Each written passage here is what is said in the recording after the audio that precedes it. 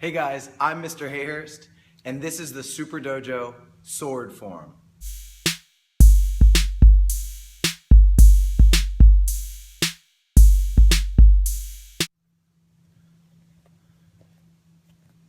Okay, the next part about training with a sword is we got to remember how to hold it. So here's how we're going to hold it at Superdojo.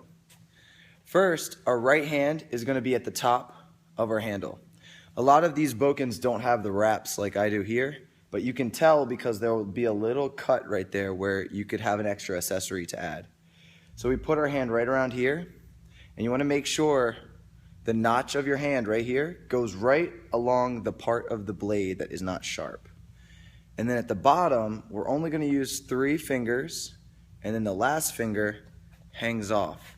We don't let it come out like we're fancy drinking tea. We want to make a tight fist like this. As we do our cuts, we don't want to spin the blade, and we don't want to change our grip unless that's specifically what we're doing in the form. And in our Superdojo form, we won't switch to a negative grip. We won't change anything. We'll just have to sometimes manipulate our arms, and it'll feel a little bit weird, but that's okay. A sword has 2 motions, just like a knife does. One motion that it could do is slice. So if we were using a knife and we wanted to cut a tomato, we would slice a tomato. Now, if we had a blade that, better known as an axe, we wouldn't slice a tree, we would chop a tree. So with our sword, we can slice by drawing the blade across. And we can chop by doing this up and down motion, just like that. So our right hand is going to stay pretty secure, and the left hand is going to pull up to initiate that chop. Now with just about every cut, we're going to have a slicing motion and then a chopping motion at the end. To really finish every strike, we're going to make sure that our left hand touches our right hand, just like this, if you can see.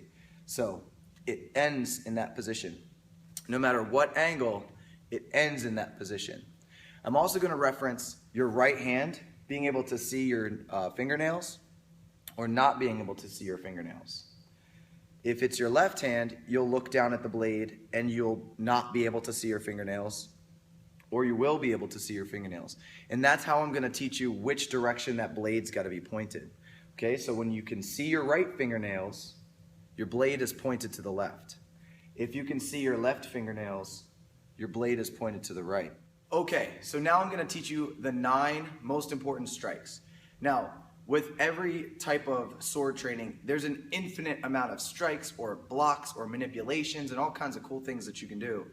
But for our sake, we're just going to do 1 through 9. So it makes it easy, and our form is made up of these with a couple little special details involved too.